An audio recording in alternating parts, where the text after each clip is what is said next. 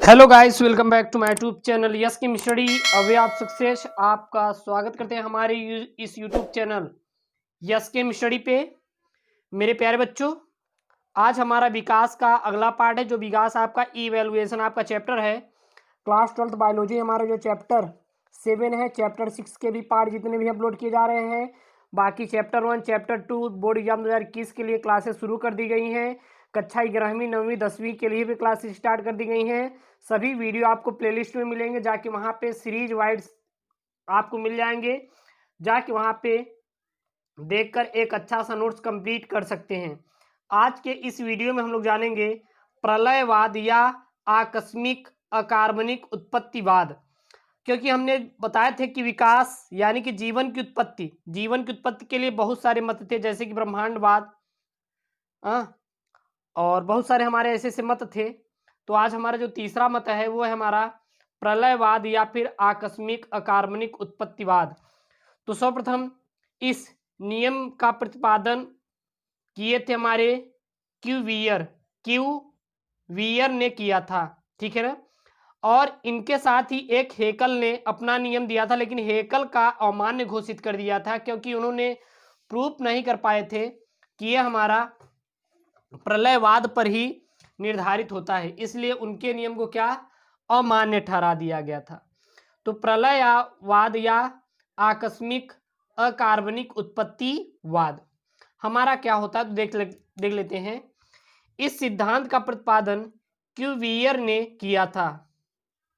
इस सिद्धांत का प्रतिपादन क्यूवियर ने किया था। क्यूवियर ने किया था, ठीक है। इस सिद्धांत के अनुसार इस सिद्धांत के अनुसार पृथ्वी पर समय समय पर प्रलय हुआ। पृथ्वी पर समय समय पर प्रलय हुआ। पृथ्वी पर क्या हुआ? समय समय पर प्रलय हुआ। इस प्रलय के कारण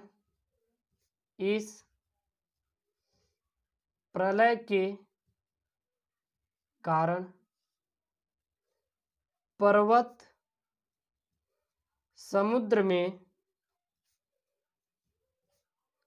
में धंस जाते हैं या फिर धंस गए, ठीक ना। जिसके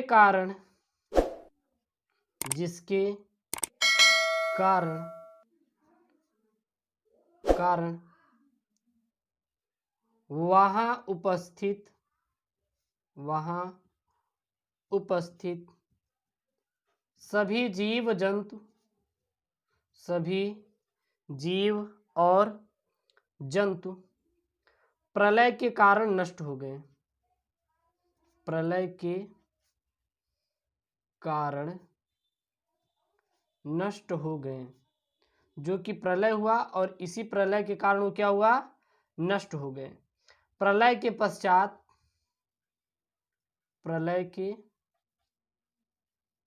पश्चात यानी कि जब प्रलय हो गया उसके बाद क्या हुआ? जो हमारे अकार्बनिक पदार्थों के आकस्मिक सुव्यवस्थीकरण से पुनः पृथ्वी पर नए जीव का निर्माण हो गया, ठीक ना। फिर प्रलय के पश्चात अकार्बनिक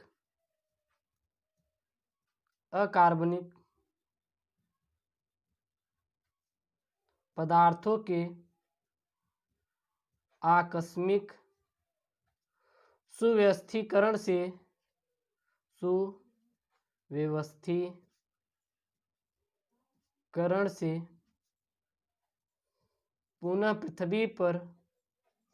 पुनः पृथ्वी पर नए जीव का निर्माण हो गया। यही आपका क्या है? प्रलयवाद या फिर आकस्मिक अकार्बनिक उत्पत्तिवाद।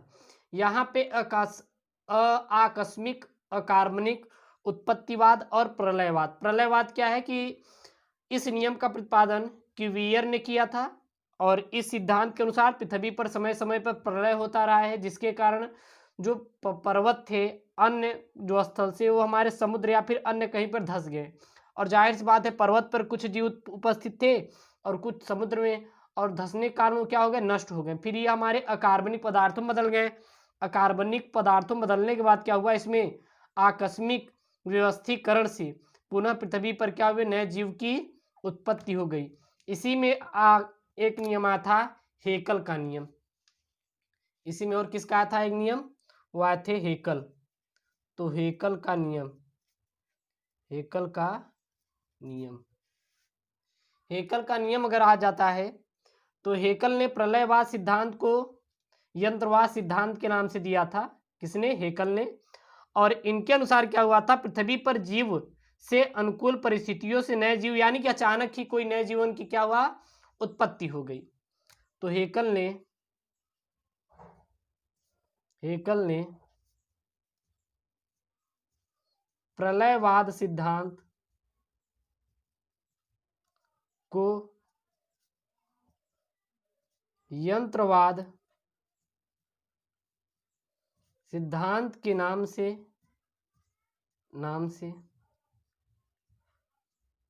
प्रतिपादित किया। इनके अनुसार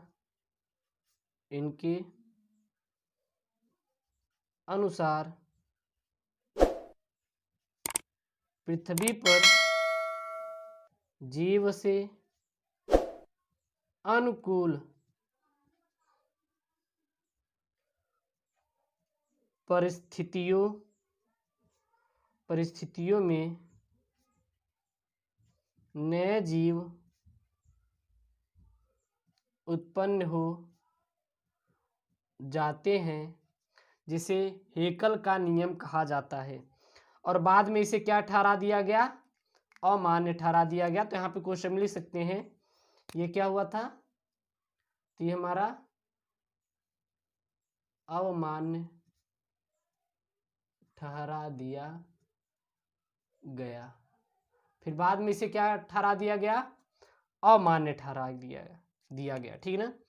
इसके बाद हमारी आती है अजीवात जीवो उत्पत्ति मत। कौन सा मत आता है हमारा, अजीवात जीवो उत्पत्ति मत। चलिए हम लोग देखते हैं हमारा अजीवात जीवोत्पत्ति मत हमारा क्या होता है। ठीक है ना, यहाँ पे लिख लेते हैं। हेडिंग क्या रहेगी हमारी, चौथा आपका जो मत आता है वो आता है मेरे प्यारे बच्चों, अजीवात जीवोत्पत्ति मत या स्वतः उत्पत्तिवाद भी कहा जाता है। इसे और क्या कहा जाता है, स्वतः उत्पत्तिवाद भी कहा जाता है। ठीक है, याद रखिएगा, इसके दो नाम है। ठीक ना। तो अजीवात जीवोत्पत्ति मत हमारा क्या था, तो जो हमारा अजीवात जीवोत्पत्ति मत या फिर स्वतः उत्पत्तिवाद हमारा मत क्या था, तो यह जीवन उत्पत्ति के बारे में सबसे पुराना मत है। अगर यह बात करें, यह जो मत था यह हमारा जीवन की उत्पत्ति के बारे में सबसे पुराना मत है। यह जीवन उत्पत्ति के बारे में सबसे पुराना मत है। यह जीवन जो है, यह जीवन उत्पत्ति के बारे में सबसे पुराना मत हमारा क्या माना जाता है, तो अजीवात जीवोत्पत्ति मत या फिर स्वतः उत्पत्तिवाद। इस नियम के अनुसार, इस नियम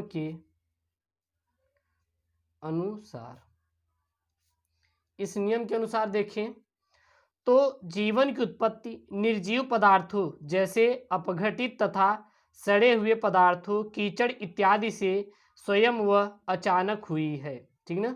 इस नियम के अनुसार जीवन की उत्पत्ति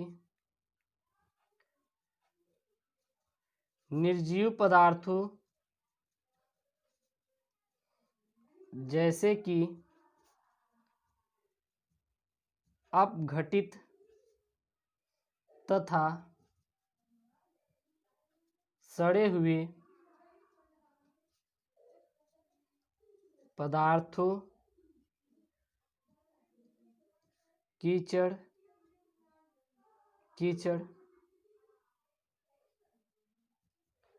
इत्यादि से स्वयं व अचानक हुई है। स्वयं और क्या हुई हमारी? अचानक हुई है। ठीक है ना। अजीवात जीवोत्पत्ति जो मत था। अगर बात करेंगे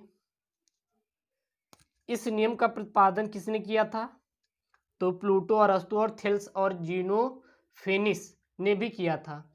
और यहीं पर अगर हम लोग देखें तो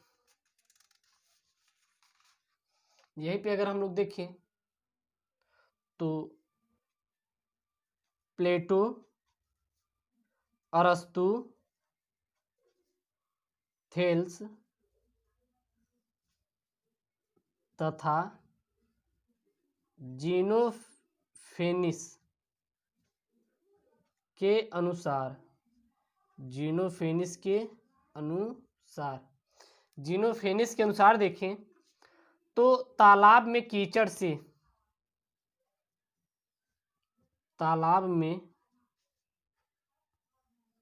कीचड़ से सर्प, मेढक व कछुए अपने आप उत्पन्न होते हैं। ये क्या होते हैं? अपने आप ही क्या हो जाते हैं? उत्पन्न हो जाते हैं। ठीक ना।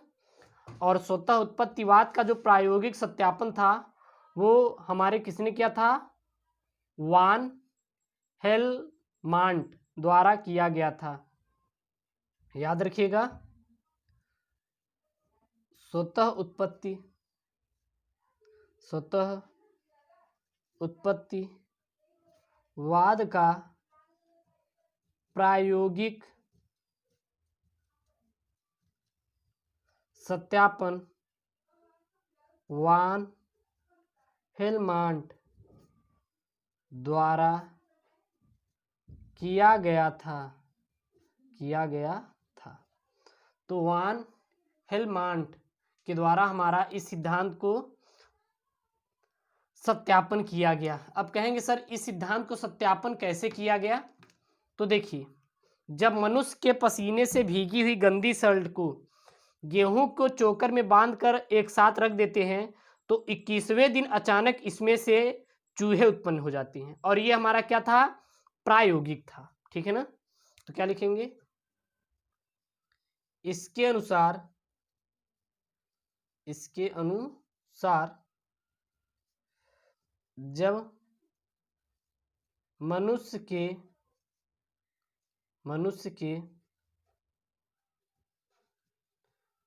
के पसीने से भीगी गंदी शर्ट तथा गेहूं के चोकर को बांधकर एक साथ रख दिया जाता है तो 21वें दिन अचानक चूहे उत्पन्न हो जाते हैं।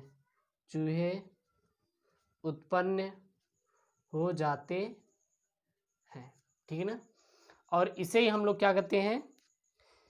स्वतः उत्पत्तिवाद या फिर अजीवाद जीवो उत्पत्ति मत।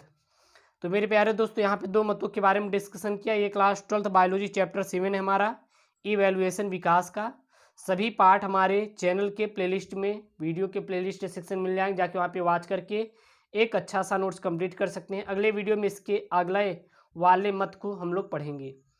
ओके दोस्तों, थैंक यू, जय हिंद।